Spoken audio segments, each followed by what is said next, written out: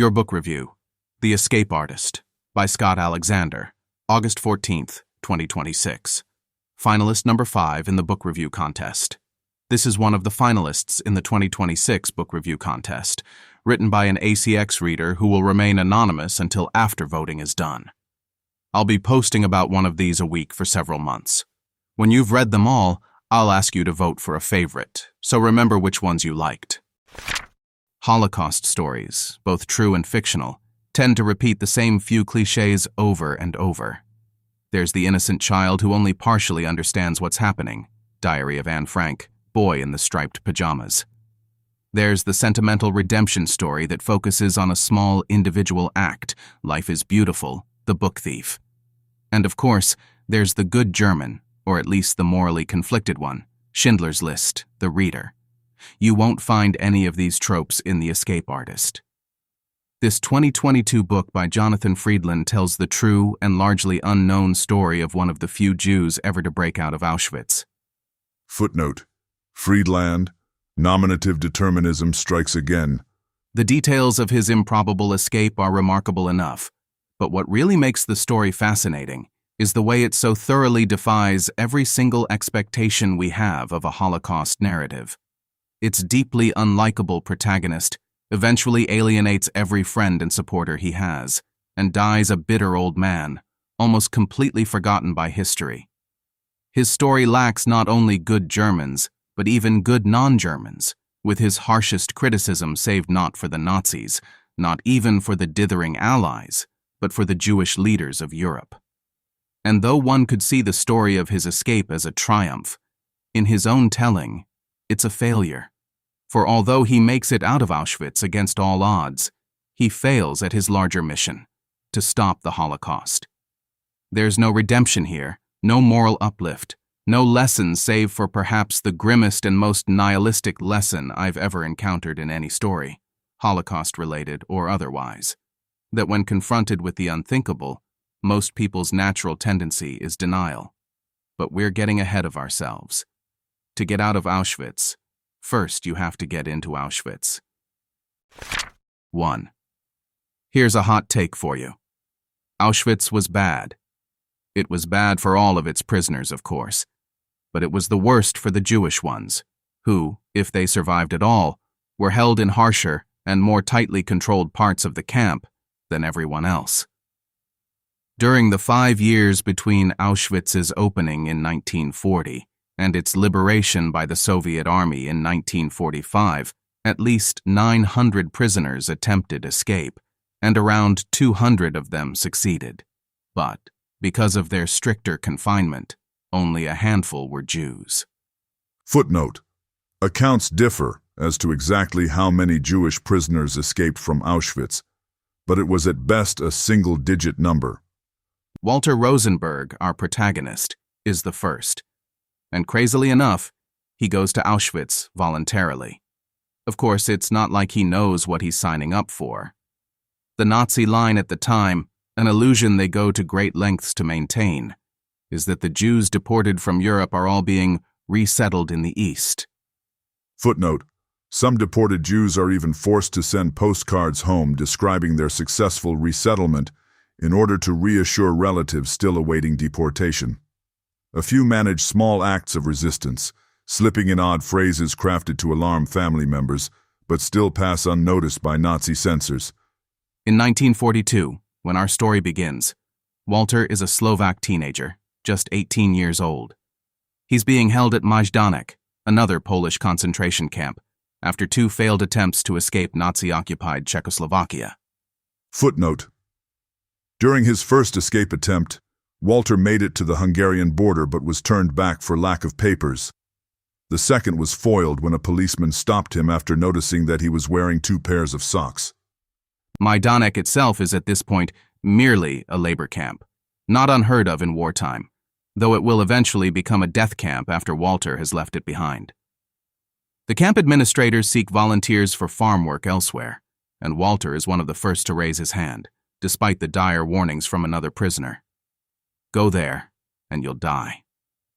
It's not that he doesn't believe the warnings, but he's decided that being moved somewhere else, no matter where that somewhere else is, might bring an opportunity for escape.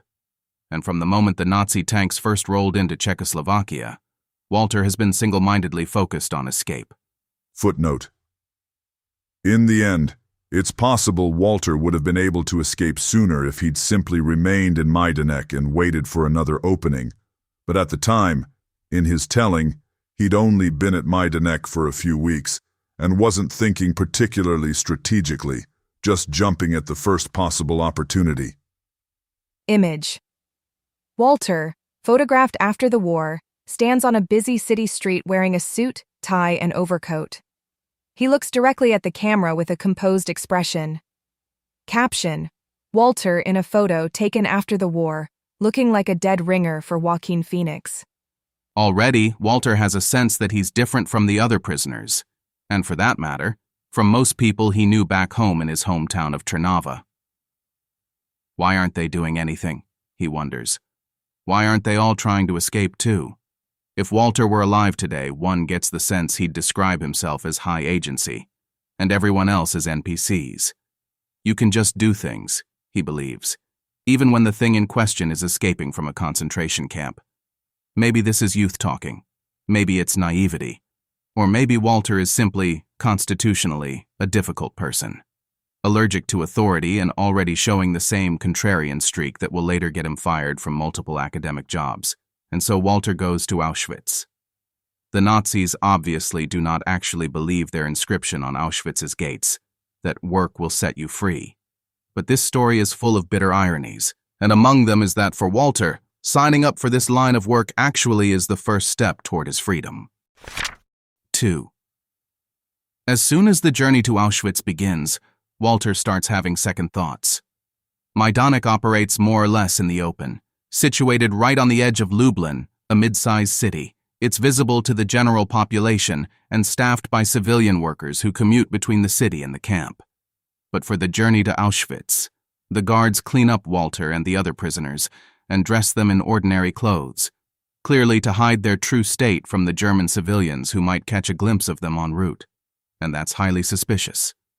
What kind of place are they being taken to, if even their condition en route has to be concealed from ordinary Germans? These questions grow when they reach the new camp's perimeter, where the intensity of the security stands out, even compared to Majdanek. There are not one but two barbed wire electric fences and watchtowers everywhere, each with a prominent sniper's rifle poking through its slats. And then, once Walter crosses the perimeter, there are the men he sees within. Walking skeletons with bowed heads and sunken, hollow eyes. It's not like the prisoners in Majdanek looked good, of course, but they didn't look like this. And yet these men, the living dead, are actually the lucky ones. Of the 100 prisoners who enter Auschwitz with Walter, only he and one other are still alive at the end of the month. Why does Walter survive? Some of it is sheer luck. He enters the camp young and healthy, and avoids catching anything fatal. At one point, a sympathetic capo, for reasons that are never entirely clear, saves him from ending up on the wrong side of a typhus check.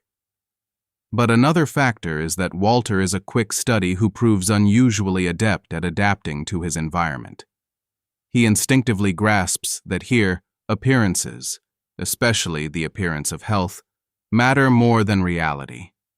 Anyone who looks unfit for work, or who looks as though they might be carrying disease, which doesn't respect the Nazis' racial barriers, is sent, well, at this point, Walter isn't totally sure where they're sent, but he knows it can't be anywhere good, and this fitness can be assessed at any point by nothing more than an SS officer's glance.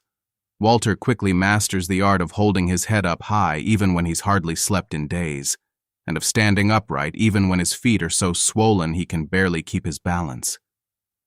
Even under these conditions, when he can scarcely think about anything besides staying alive, a small part of Walter's brain remains on the lookout for something, anything, a small sliver of an opportunity that could lead to a means to escape.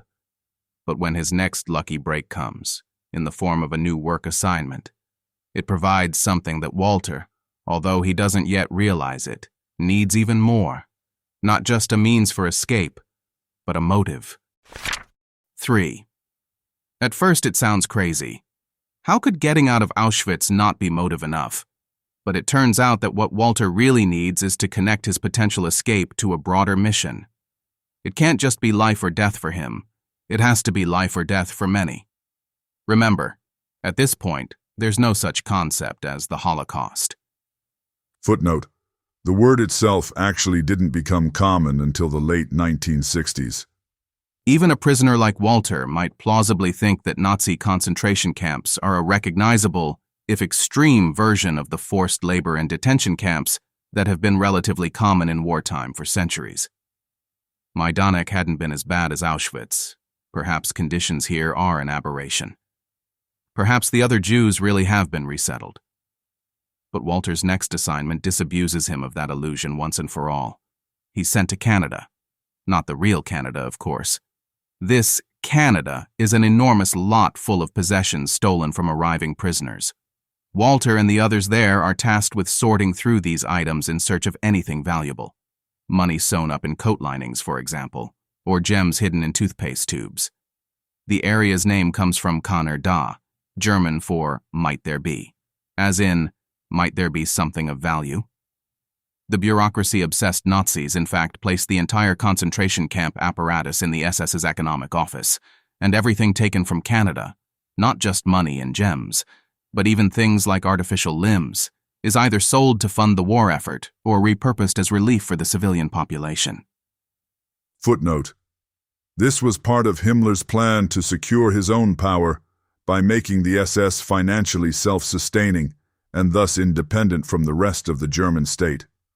Like most of Himmler's plans, this one did not succeed. The camps were a net money drain as Nazi ideology repeatedly overrode economic logic. If only there had been a nearby group of people known for being good with money. Image.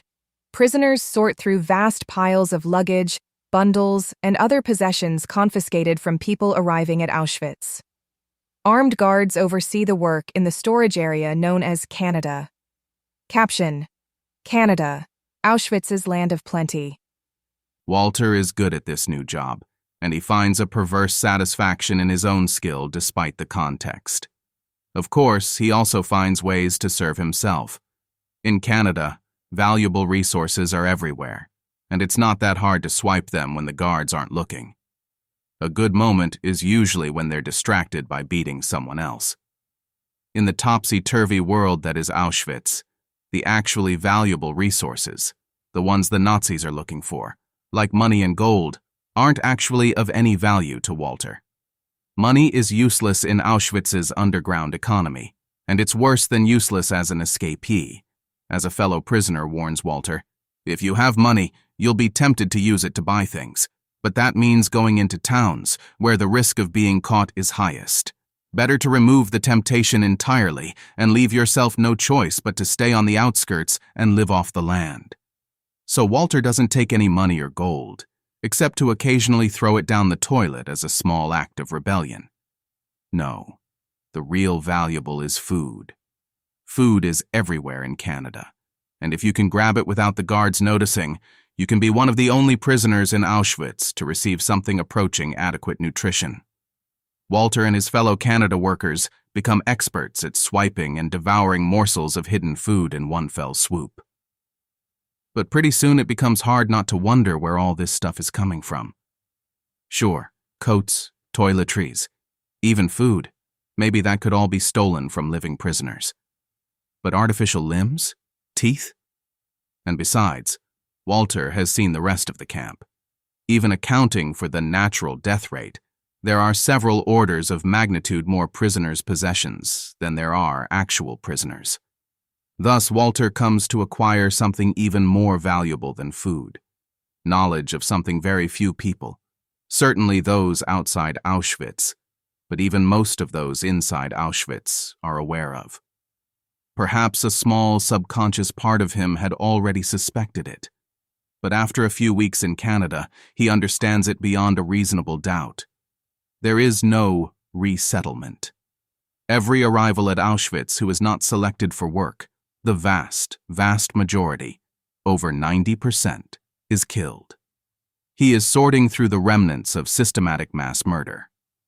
Over the next few months, as Walter is sent to work in other parts of Canada, like the loading ramp, where prisoners are ferried from arriving trains to the gas chambers, he begins to understand exactly why the Nazis go to such great lengths to keep this fact a secret, not only from the outside world, but even from the prisoners who are just moments away from death.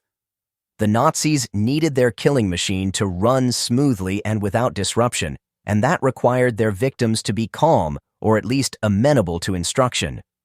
Given the time pressure the SS were often under, with another transport coming down the track, there was no room for delay caused by panic or, worse, rebellion. Ideally, the SS liked to keep their victims tranquil by organizing a gentle, polite disembarkation. But if time was tight, a swish of the cane would bring quiet by more direct means. Either way, what mattered was ensuring that the Jews coming off those trains did not know what fate awaited them. If they did, they might begin to cry out. They might start pushing and shoving. They might refuse to form columns in rows of 5 and instead rush for the barbed wire fences or even at their captors. True, they would be overwhelmed and pacified eventually. The SS carried submachine guns, and their victims had nothing but their own bodies, weakened by hunger and thirst. But still, there were sometimes 1,000 or more people on that platform, outnumbering the Nazis by perhaps 10 to 1. If the Jews knew what was coming, what sand might they be able to throw in the gears of the machine that was poised to devour them? They might not stop it, but surely by even a modest show of defiance they could slow it down. The Nazis' deceptions work so well that even prisoners who are directly warned about the gas chambers rarely believe what they're told. For example, one day, Walter is working outdoors when he sees a newly arrived train of deportees. Another prisoner starts shouting frantic warnings that their resettlement is a sham, that they're all about to be gassed to death. Not only do the new arrivals not believe him, but one of them, a middle-aged mother, takes his desperate outburst as a personal affront. She essentially becomes an Auschwitz Karen, reporting the young prisoner to a nearby SS officer. The officer, never breaking character, notes the offending prisoner's number and profusely apologizes for the disruption. Of course, except for Walter and the SS officer, everyone in this story, the prisoner, the Karen, her 2 children, and all the other new arrivals on the train, is dead within the next 30 minutes. The same pattern repeats a few months later, when a new group of prisoners is separated from the rest of the camp under significantly better conditions, sufficient food, larger quarters, even the occasional concert. Walter has seen Nazi documents indicating that the group will receive special treatment, death, after 6 months, and tries to warn them. But not one of them believes him. Even after they see incontrovertible evidence of the gas chambers, they remain convinced that their group is special, that only the others, the ones in the regular camp, will be gassed. Walter even ends up befriending and falling in love with a girl in this separate group. She too refuses to believe him. Footnote. He even loses his virginity to this girl. Imagine losing your virginity in Auschwitz. Eventually, Walter discovers that this camp is a Potemkin village, constructed in case of a Red Cross visit. Once it's no longer needed, everyone inside is killed. Walter has just watched people walk into gas chambers rather than believe a fellow prisoner's warnings. The conclusion he draws is not despair, but a kind of furious logic. These warnings failed because they came too late, to prisoners who had little chance of fighting back. What's needed, he decides, is to warn the Jews of Europe before they get on the trains. And so, perhaps because he needs a mission to distract from his survivor's guilt, Walter decides that he will be the one to deliver this warning. He will break out of Auschwitz, and he will let the world know. Footnote. This is a strange comparison, but throughout this section of the book I kept thinking about Elon Musk, who also seems to motivate himself by treating everything he works on as a matter of life or death for humanity. Sometimes you can kind of see how he's getting there, other times it's more of a stretch. Footnote.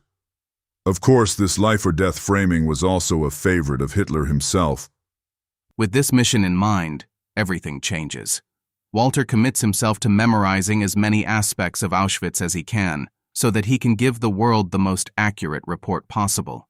He memorizes the numbers tattooed on each new arrival, and what they signify, helped, ironically, by the Nazis' own fastidiousness.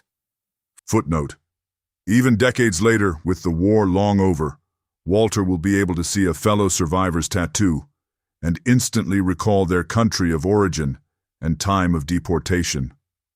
Footnote. The Allies also found that the Nazis' compulsive fastidiousness could be turned against them. The routine Heil Hitler in encrypted messages helped break enigma, and the linear serial numbers on captured tanks helped analysts estimate total German production. When his job grants him some level of free movement, he walks the camp and commits its layout to memory. He even does something that almost no one in their right mind would do: volunteer to work at a new part of Auschwitz, eventually called Birkenau, where the horrors on display are somehow even worse, just so he can see up close how it works. There, Walter makes contact with the small Auschwitz resistance, which has used bribery and blackmail to win better conditions and protected status for its members. But he quickly concludes, with disappointment, that they are more interested in self-preservation than in fighting back. Still, he accepts their help, including a plum job assignment in the morgue. There, by sheer coincidence, he reconnects with an old acquaintance from his hometown, Fred Wetzler, now the mortuary registrar. Footnote. He doesn't yet know this, but of the 600 men deported from his and Fred's hometown of Trnava, he and Fred are now the only ones left. Walter's default is to be suspicious of everyone, but their shared history makes him feel like he can trust Fred. And the mortuary grants them something extremely rare in a concentration camp: a private place to talk. Despite running a literal death camp, most of the SS officers are creeped out by the mortuary and rarely visit. Working together over the next few months, that trust deepens, and so Walter and Fred decide they will escape together. 4. Walter has now been in Auschwitz for almost 2 years. Through it all, he has systematically, methodically laid the groundwork for an escape, even as he doesn't yet know how that escape will happen. He's memorized information about the camps, the layout of the grounds, the rhythm of the workday, the protocol for missing prisoners. He's memorized information to take to the outside world. In Fred Wetzler, he's found a co-conspirator he trusts. And his motivation is only growing stronger by the day. He learns from a fellow inmate that a huge new influx of Jews, almost 1 million of them, are arriving soon from Hungary, which means the pace of killing is about to ramp up dramatically. There's only one thing Walter and Fred don't have: an actual plan. They know what not to do, which they've learned from watching others who've tried to escape and failed. Don't bribe an SS officer. Nothing stops them from taking your bribe and then turning you in anyway, something Walter has seen happen multiple times. Don't change anything obvious about your routine or appearance. A man who may not even have been trying to escape at all was hanged for wearing a second shirt, which aroused the SS's suspicions. And if you do come up with a plan, don't reveal the details to anyone. If you make it out, your friends back in the camps will be tortured, and they won't be able to reveal anything if they don't know anything in the first place. And then they see it. Auschwitz consists of 2 concentric camps, an inner camp where prisoners sleep, and an outer camp where they're put to work. At the end of each day, the prisoners are counted and herded back into the inner camp, penned in by those 2 barbed wire electric fences and a series of SS snipers.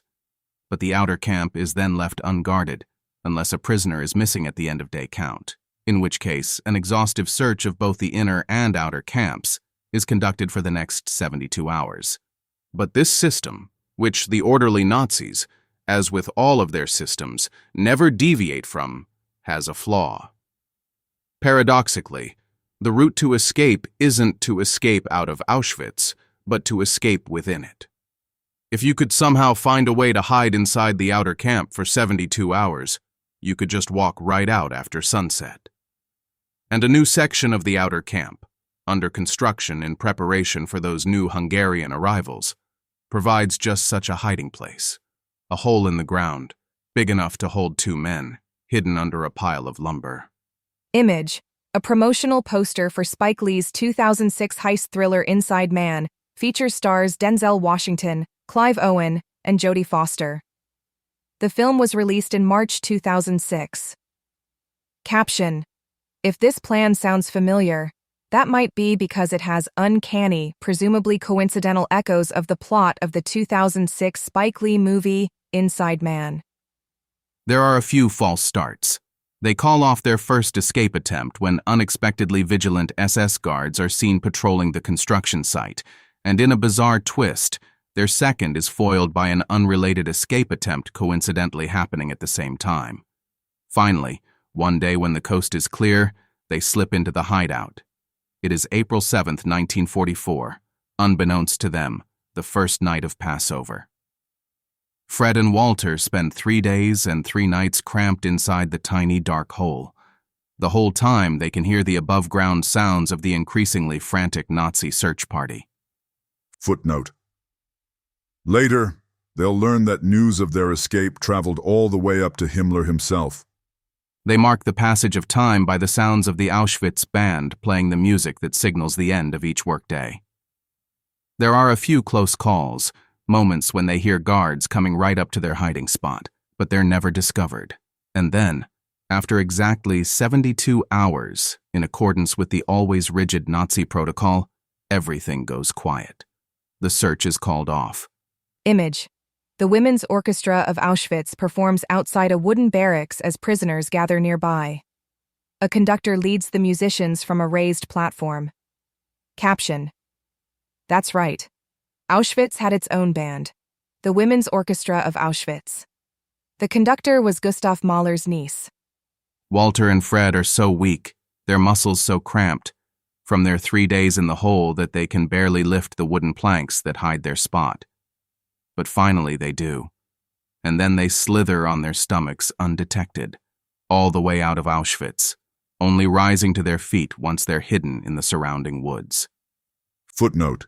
As they exit, Walter and Fred reposition the planks exactly where they were so that future escapees can use their same spot.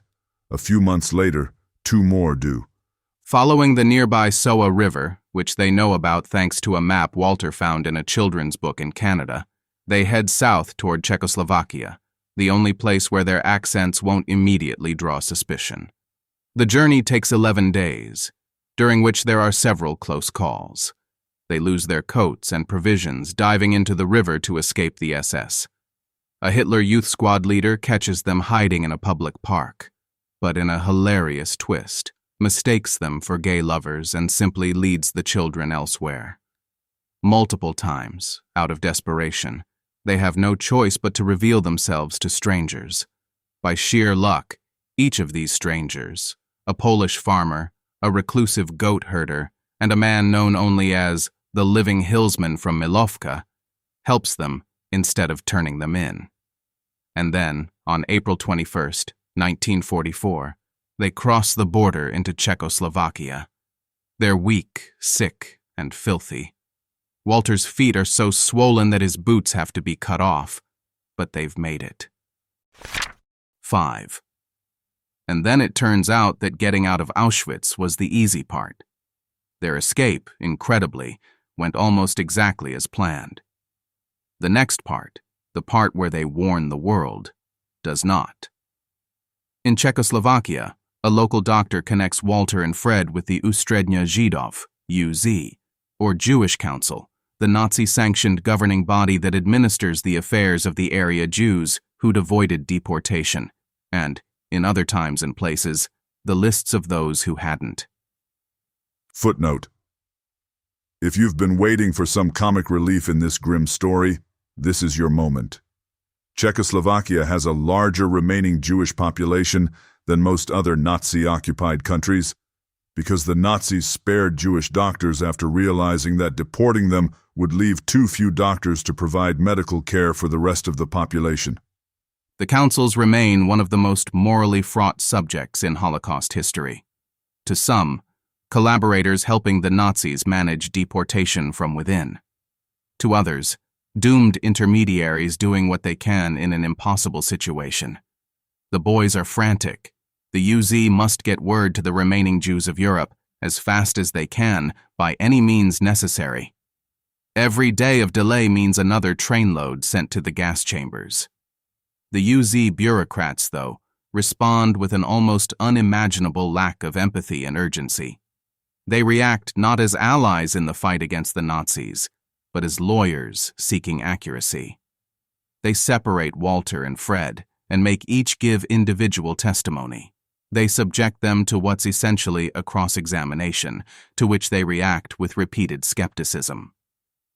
One UZ lawyer is shocked at the idea that civilized Germany would execute people without due process. He returns to this line of questioning again and again until Walter explodes in anger and has to be restrained by others in the room. Even once they conclude that Walter and Fred are telling the truth, their approach remains almost comically legalistic. Footnote. This version of the UZ has echoes of the capital R resistance during Trump's first term. A group overly invested in procedure and legalistic thinking, sure that the existing institutions will eventually right themselves, and failing to recognize that the nature of the game has changed entirely. In the end, they produce a 33-page single-spaced report, replete with diagrams, including a map of Auschwitz that Walter has drawn from memory. But the report is clinical and dispassionate, and really buries the lead. The core revelation, that most Jewish deportees to Auschwitz are gassed on arrival, doesn't come until 8 pages in, and even then is delivered almost as an aside. This whole convoy consisted of about 1,600 individuals, of whom approximately 200 girls and 400 men were admitted to the camp, while the remaining 1,000 persons, women, old people, children as well as men, were sent without further procedure from the railroad siding directly to the birch forest, and there gassed and burned. From this moment on, all Jewish convoys were dealt with in the same manner. Approximately 10% of the men and 5% of the women were allotted to the camps, and the remaining members were immediately gassed. The shocking estimate that the Nazis have already killed 1.7 million Jews, meanwhile, appears only at the very end of the report, and the UZ refuses to do the main thing Walter wants from them, explicitly warn the remaining Jews of Europe that this same fate is coming for them, insisting that their report must only contain definitive facts. Walter is deeply unhappy with the final report, but he signs his name to it anyway, convinced that continuing to argue with the UZ will only further delay the spread of the news. The extermination camps of Auschwitz, Auschwitz, and Birkenau in Upper Silesia. Image. Caption. The UZ report's nondescript cover, in a copy from the FDR Presidential Library. This signature is the last time he uses the name Walter Rosenberg. The UZ supplies fake IDs for both Walter and Fred, and although Fred will readopt his original name after the war, Walter keeps using his new name, Rudolf Vrba, ironically, the name of a notorious anti-Semite, forever. I too will refer to him as Rudy throughout the remainder of this review. He says it's because the name Walter Rosenberg is too German, but one suspects he has additional reasons for wanting to leave his old identity behind. Footnote. Today, of course, the name Walter Rosenberg reads as much more Jewish than German, but at the time there were Jewish and non-Jewish German Rosenbergs, including high-ranking Nazi Alfred Rosenberg. 6. Spoiler alert.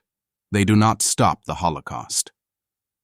The now officially named Vrba-Wetzlar report very slowly makes its way to various influential people in Europe and the United States, none of whom react with particular urgency. Sometimes they are obviously bigoted. In Switzerland, Rudy and Fred meet with a papal envoy who seems almost bored by the mass murder of Jews, but perks up when the boys mention the much smaller number of Catholics who have also been killed. Footnote. Other Catholic leaders are genuinely distraught, but ultimately refuse to go around Pope Pius XII, who famously refused to publicly condemn the Nazis. Other times, those who ignore or suppress the report seem well-intentioned, albeit misguided, or at the very least, not obviously prejudiced. In Hungary, senior Christian clerics decide against broadly publicizing the report because they fear it will cause a mass panic that will complicate their existing rescue efforts. In the U.S., the Office of War Information delays publishing the report, out of fear that their credibility will be hurt when others don't believe it. By the time the full report is published in America, 7 months later, the war is almost over, and the Nazis are already dismantling Auschwitz. And still other times, these leaders' motivations are harder to parse. The Allied governments receive the report fairly quickly, and both the US and the UK consider slowing down the Nazi machine by bombing the rail lines leading to Auschwitz. But in the end, they decide against any military action that isn't laser-focused on the end goal of winning the war. They're not so concerned about the actual military cost. Bombing the rail lines would have been pretty easy. Rather, they're worried that any operation seen as humanitarian, rather than strictly war-winning, could erode public support. In the end, the Allied countries end up bombing Auschwitz just once by accident. But Rudy's plan had never relied on the benevolence of foreign leaders. His hope, his certainty, had always been that the Jews of Europe would rise up and save themselves. Here, too, he is bitterly disappointed. Already the UZ has, in his view, taken far too long to produce a misleadingly plain-spoken report. Now, when this report finally reaches the Hungarian Jewish leadership, most notably, a key resistance figure named Rezo Kastner, they hardly spring into action. Kastner is in the midst of secret negotiations with Adolf Eichmann, trying to buy the lives of a small group of Hungarian Jews, and fears this new twist will disrupt them. Not only does he fail to make the report public, he even starts spreading propaganda about how its contents are lies, just in case its news has reached the broader population through word of mouth. Kastner is a difficult and complex figure who has himself been the subject of many books and movies. Historians still debate the extent to which he was a collaborator, saving his friends and family at the expense of many others, or a man trying to do the best he could in an impossible situation, or perhaps even just an unwitting dupe. But Rudy doesn't see the situation as complicated at all. In his eyes, Kastner is an out-and-out villain. A decade later, when Kastner has become a prominent member of the Israeli government, Rudy will end up testifying against him as part of a trial that leads to a massive political scandal and, eventually, to Kastner's assassination. Footnote: the full story of Rezo Kastner is too complex to get into here, but at a high level, the Kastner trial began as a libel case against a pamphleteer who had accused him of collaboration, but became a public reckoning over Kastner himself. The trial court largely condemned him. The Israeli Supreme Court later partly exonerated him, and Kastner was assassinated before the appeal was decided. The trial scandalized the young nation and ended up bringing down the Israeli government. One particularly damning detail: Kastner served as a character witness for Eichmann even after the war, when he presumably had nothing to gain from it. Rudy and Fred do achieve one small victory. In reaction to their report, and to Roosevelt's warning that the U.S. will punish Nazi collaborators after the war, the Hungarian regent stops deportations long enough to save an estimated 200,000 lives. But for the most part, this is the conclusion of their story. The Holocaust ends, of course, when Germany surrenders in May 1945. It's only in the months and years that follow, with the liberation of the camps and the outflow of survivors, photography, and newsreel footage, that the majority of the public fully grasps the extent of the killing. The Vrba-Wetzler report, and Rudy and Fred themselves, become historical footnotes. The remainder of Rudy's life doesn't make for very satisfying material. He moves from Czechoslovakia to Israel to England to Canada. He abuses his first wife and dominates his second. Footnote: at one point he also starts dating his ex-wife's new husband's ex, apparently out of spite, which I have to concede is kind of funny. He gets a chemistry degree and bounces between academic jobs, his career repeatedly stalling due to his habit of fighting with his coworkers and groundlessly accusing his bosses of stealing his ideas. He ends up estranged from his daughter and falls out with Fred over minor differences in their recollections of their scheme. The obvious assumption is that surviving Auschwitz left Rudy emotionally damaged. But Gerda, his first wife, says the causality runs the other way. In her telling, Rudy had always been paranoid and combative, and those traits were what got him out alive in the first place. Rudy testifies at Nuremberg and in several other high-profile Nazi trials, with his near-photographic memory and command of at least 5 languages. He's a prosecutor's dream, and he's interviewed in Shoah. But he never joins the pantheon of famous Holocaust survivors, probably because of his steadfast unwillingness to tell a conventional morality tale, with the Jews as heroes and the Nazis as the only villains. He dies of bladder cancer in 2006, largely forgotten by history. But before he dies, Rudy learns about one final twist. It turns out the Holocaust wasn't quite as secret as he thought. Yes, the general public was largely unaware, and certainly the Jews of Europe mostly did not know what was happening. But many government officials did have some idea. Both FDR and UK Prime Minister Anthony Eden had received eyewitness testimony of Nazi mass murder by 1943, well before Rudy and Fred's report. The Vatican learned soon after. The mission that had motivated his escape, that had kept him going through the years at Auschwitz and everything that followed, was based on a premise that wasn't even true. 7. Who or what is the real antagonist of this story? We can strike one obvious candidate from the list right away. It's not the Nazis. They're of course not the good guys here, but from a narrative perspective, they aren't the primary opposing force Rudy encounters on his quest. Their villainy is assumed. It's the premise of the story, not its central conflict. Image. 2 Nazi officers stand beside a barbed wire fence at night, one scanning the distance through binoculars, while the other looks on. Soldiers and military equipment are visible behind them. Caption. Are we the baddies? Narratively speaking, actually not this time. The Allies. Well, with their repeated foot-dragging and unwillingness to intervene directly against the Holocaust, they certainly don't come across as the heroes they're typically portrayed as in tales of World War II. You could see their choices as the kind of unsavory but hard-nosed decision-making that war requires, or you could see them as driven by prejudice against both Jews and Eastern Europeans more generally. Footnote. One gets the sense that sheer bureaucratic inertia also played a role in the Allies' reluctance to intervene. Military leaders were simply used to picking military targets. Humanitarian work didn't become a regular military function until after the war. Regardless, the Allies aren't the antagonists either. In the end, they're really just bit players in this particular story. Rudy himself saves his harshest criticism for the Jewish leaders of Europe. He comes across as constitutionally incapable of seeing shades of gray or giving anyone the benefit of the doubt. The Auschwitz resistance cares more about making their own lives better than about fighting back. The UZ takes an unnecessarily long time to produce a misleadingly plain-spoken report. European Jewish councils more broadly fail to warn their people, foolishly placing their faith in morally corrupting or outright illusory bargains with the Third Reich. Others might see doomed men improvising under impossible conditions, negotiating with Nazis, buying time, trying to save whoever could be saved.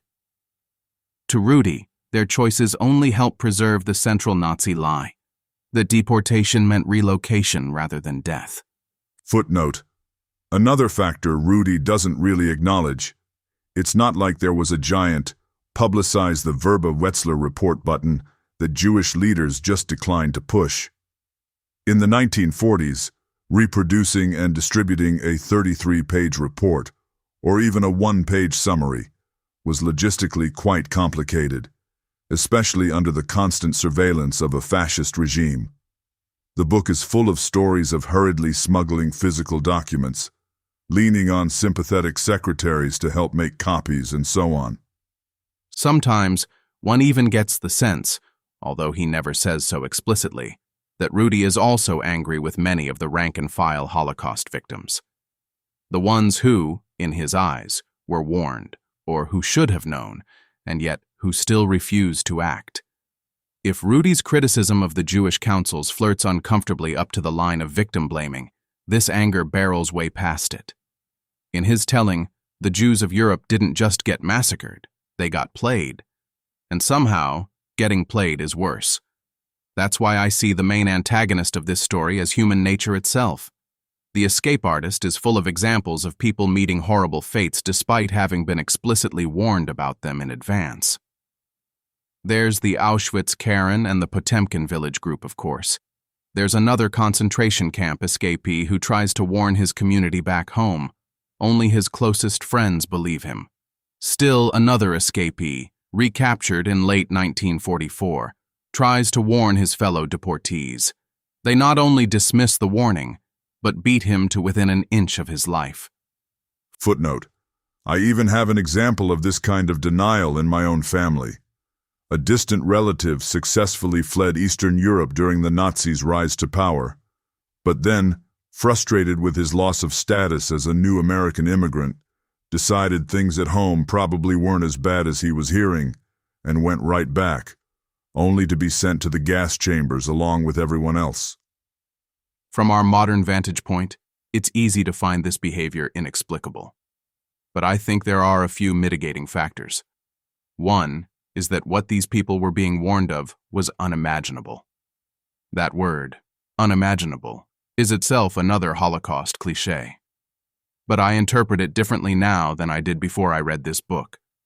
I had always understood it in the colloquial sense, something along the lines of, too painful to even consider, like the way a parent might say the prospect of losing a child is unimaginable. But at this point in history, it was literal. The Holocaust was actually outside the bounds of human imagination. There had, of course, been war and genocide throughout all of human history, but there had never before been an industrialized Henry Ford-style production line for killing, and it was impossible for most people to even think that such a thing could even exist. The Nazis' deceptions worked so well in part because most people, even people who had already been subject to their violence and expropriation, would never think to suspect them, or anyone, of something quite like this. Another factor is that what Rudy was asking, expecting even of this group, was unfathomably difficult. Remember, his premise was not that if the Jews of Europe all rose up, they could defeat the Third Reich or save themselves. Even in the most optimistic version of his argument, the absolute best-case scenario, all that their resistance would do was slow the pace of the Nazi machine.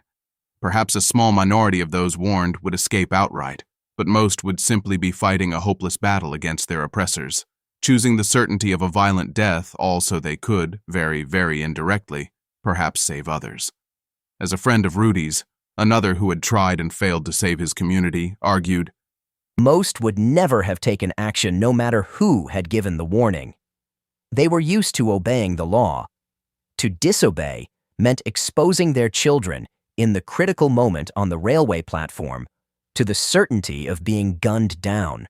No parent would risk that, even if they had been told that death awaited them at the end of the line. Denial was the most natural escape. Upton Sinclair famously said, It is difficult to get a man to understand something when his salary depends on his not understanding it. Well, here it was not just people's livelihoods called into question, but their lives. Perhaps some genuinely didn't believe the warnings. Perhaps others were merely in denial. I'm not so sure such a distinction is even all that clear-cut. As the French philosopher Raymond Aron later said about the Holocaust, I knew, but I did not believe it. And because I did not believe it, I didn't know. This part is a bit more speculative, but I suspect a third mitigating factor may be that people in the 1940s more generally, especially outside the West, just didn't see themselves as having the same level of control over their own destinies as we do today. Broadly speaking, we're talking about societies that were largely still rural and traditional, with pervasive economic insecurity, a long history of milder persecution, and no experience of democracy or concept of individual liberalism. One can of course take this idea too far. Many Eastern Europeans of the era displayed extraordinary initiative. But I wonder if many generations of living under more repressive social, economic, and political conditions led to a more constrained, even fatalistic outlook on life. Of course, many did fight back in the Warsaw Ghetto, in Sobibor, in the forests of Belarus, and in countless smaller acts of resistance that the historical record has only partially preserved, though not in numbers that satisfied Rudy. Throughout the remainder of his life, long after the war is over, he will continue to hear stories of people who did see his report and still did nothing. Still, he never stops believing that if the truth of the Holocaust had been more widely known, it could have changed everything. One could even argue that Rudy's unshakable faith in the power of his warning, no matter how much evidence to the contrary he receives, is itself an example of exactly the kind of denial he criticizes in others. Still, before we get too smug about how much more agentic we are than people in the 1940s, the human instinct to look away in the face of horror or to simply pretend it isn't happening is timeless. It happened during the Armenian Genocide, in Cambodia, in Rwanda, in Bosnia, in Darfur, and in Myanmar. And it's happening, in different forms and under different names, in Sudan and Gaza right now. Footnote. I hate that this footnote is even necessary, but since comparisons to the Holocaust, especially those involving the Palestinians, are always fraught, let me be clear that this is not meant as a ranking of atrocities, or as an argument that any of these events are as bad as the Holocaust. The narrower point is that the world's capacity to look away from mass suffering did not end in 1945. Nor can we say that this is just what humans do when the victims are other people. Many would say that humanity is doing the collective equivalent of ignoring the Vrba report when it comes to climate change, or existential AI risk, or the decline of American democracy. I used to be comforted by the belief that nothing like the Holocaust could happen again today, at least not in the same way. You couldn't keep a secret this big in a world where everyone has an internet-connected camera in their pocket. But now I've reached a much grimmer conclusion. The next Holocaust will simply happen out in the open, and most people, even its future victims, either won't believe it or won't care. In the end, as much as he liked to pretend otherwise, even Rudy was not immune to humans' inevitable tendency towards self-deception. The cancer that eventually killed him likely wouldn't have been fatal if he'd acknowledged his symptoms and sought treatment earlier. But he wouldn't acknowledge that he was sick or see a doctor. And until the day he died, he refused to discuss his funeral arrangements. This has been an Ask Who Casts audio conversion.